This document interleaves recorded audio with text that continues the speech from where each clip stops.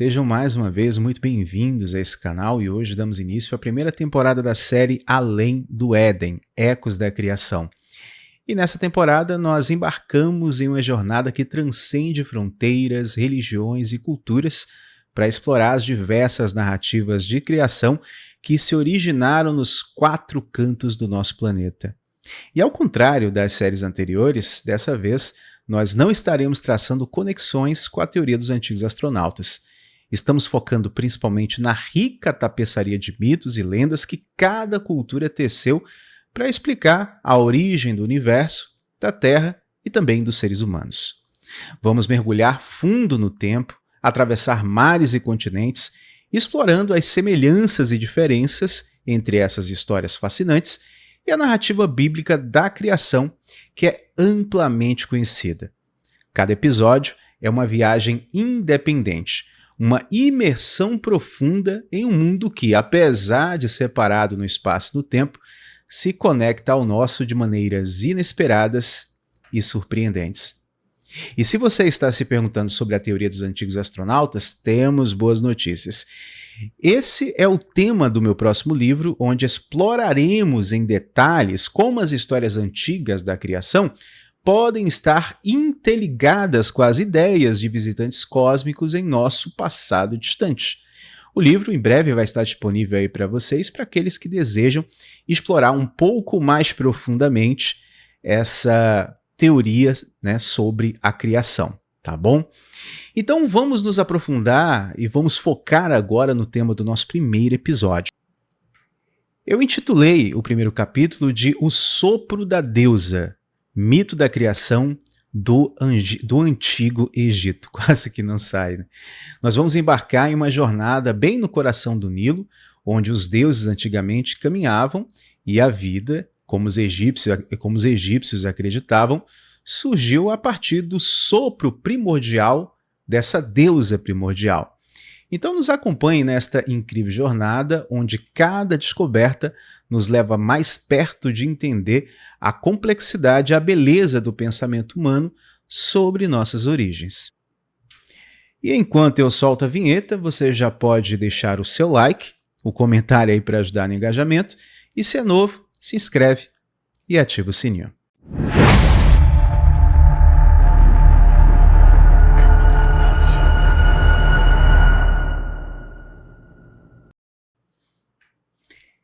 Embarcamos agora numa viagem até o coração do Nilo, onde, de acordo com as crenças dos antigos egípcios, a vida surgiu não apenas das suas águas férteis, mas também do sopro divino de uma deusa.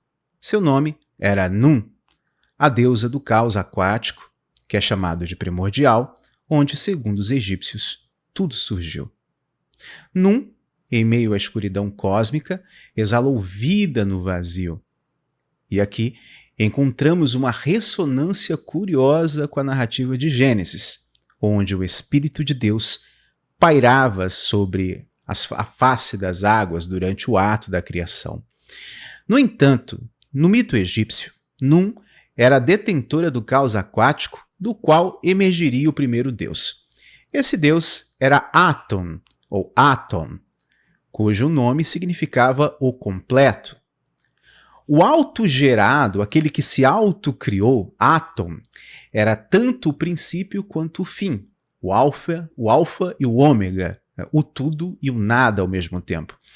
Este conceito de um Deus autogerado é muito único na cosmogonia ali do Egito, separando ela, inclusive, de outras tradições da criação. De Aton surgiram Shu, o deus do ar, Tefnut, a deusa da umidade, e Shu e Tefnut deram origem a Geb, o deus da terra, e Nut, a deusa do céu. Assim, o mundo como conhecemos começou a se formar e foi tomando forma. Uma sequência que nos lembra mais aquela narrativa bíblica onde os céus e a terra foram criados pelo Deus abraâmico. Agora, permita-me levar você em uma jornada mais profunda nessa cosmogonia egípcia, onde cada deus, cada elemento do mundo tinha um papel muito importante a desempenhar na complexa tapeçaria da vida, da morte e do renascimento dentro desse mito da criação.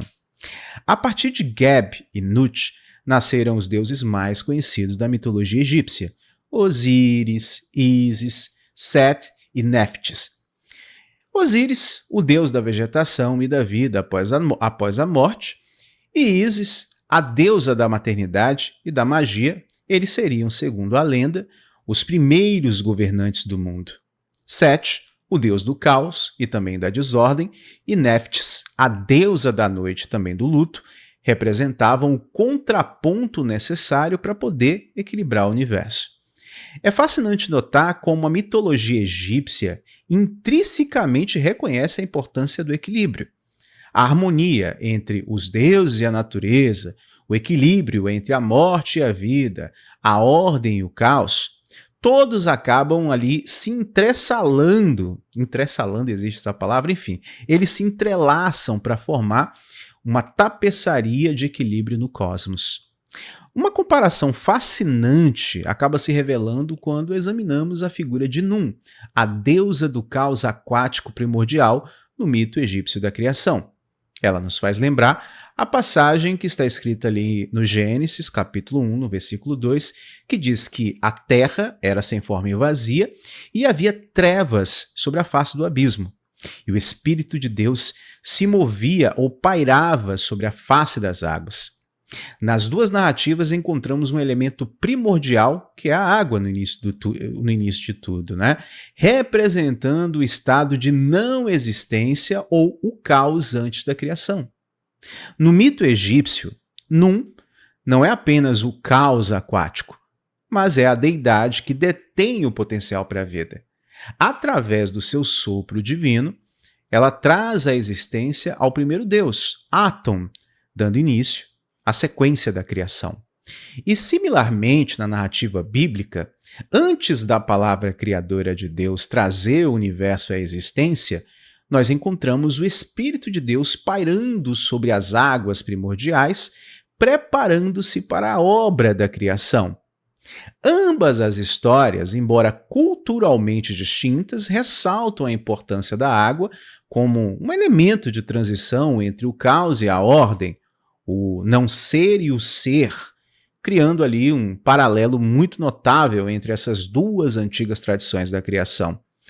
No mito da criação egípcia, o surgimento da humanidade é uma extensão do processo de criação divino. A história começa com Atum, o deus autogerado, aquele que se auto-fez, né? Que em algumas versões do mito cria os seres humanos a partir de suas próprias lágrimas. Em sua solidão, segundo o mito, Atum chorou e as lágrimas que caíram no caos aquático se tornaram os primeiros homens e mulheres. Essa é uma metáfora muito bela e muito poderosa, né, para uma conexão intrínseca entre a divindade e a humanidade, né, uma visão que sugere que os seres humanos são literalmente produtos da emoção divina e até mesmo uma necessidade de seres divinos.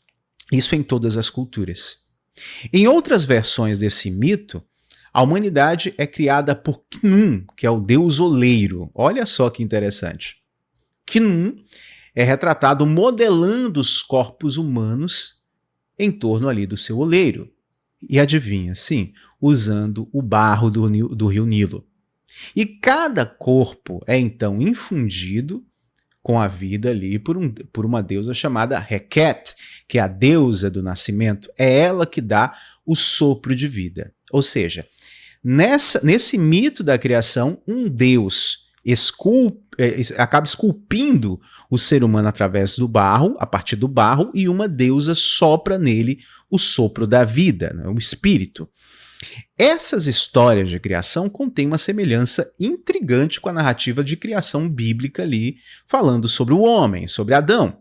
Em Gênesis, o primeiro homem é formado do pó da terra e recebe vida quando Deus sopra o fôlego da existência da vida em suas narinas e o homem passa a ser alma vivente.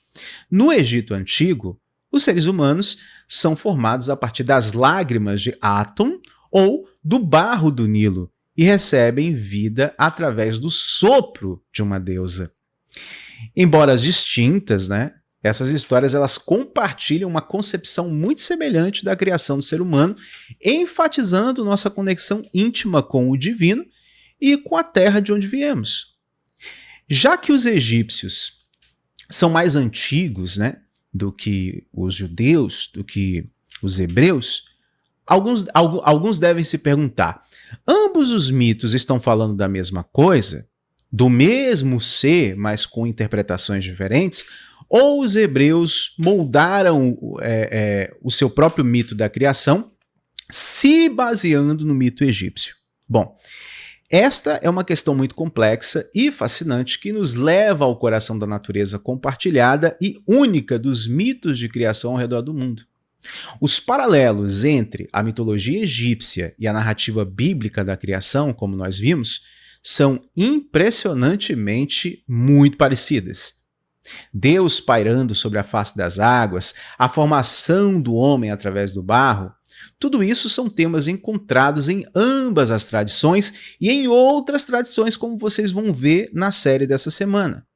Contudo, nós devemos nos lembrar que esses motivos não são exclusivos do povo do Egito Antigo, e tampouco das tradições judaico-cristãs. Ou seja, o povo judeu não copiou o mito egípcio, nem os egípcios copiaram de algum outro lugar. Não.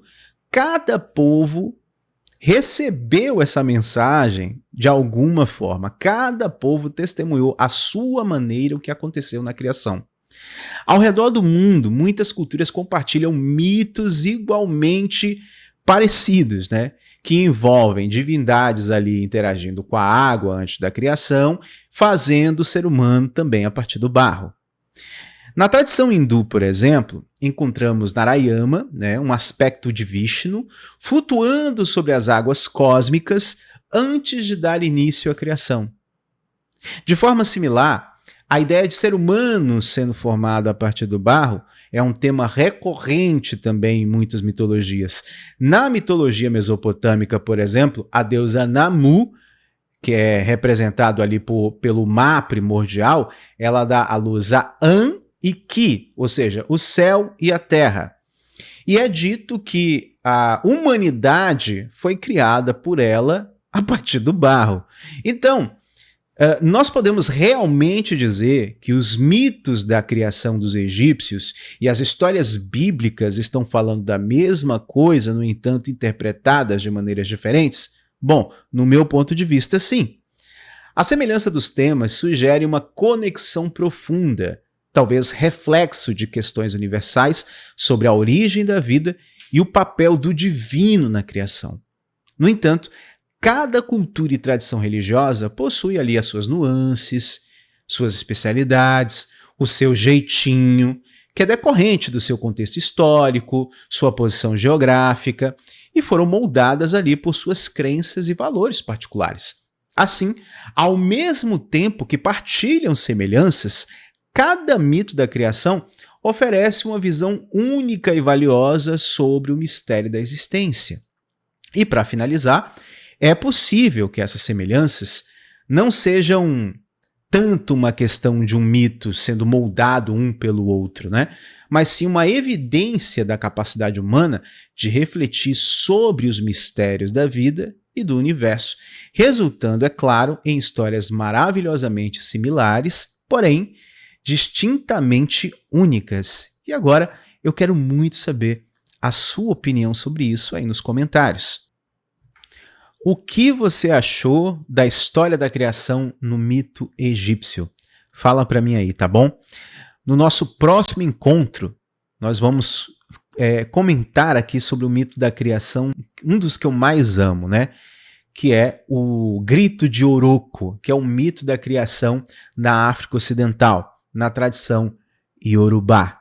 Acompanhe o próximo episódio, que eu tenho certeza que muitos de vocês vão gostar. Espero vocês no nosso próximo encontro.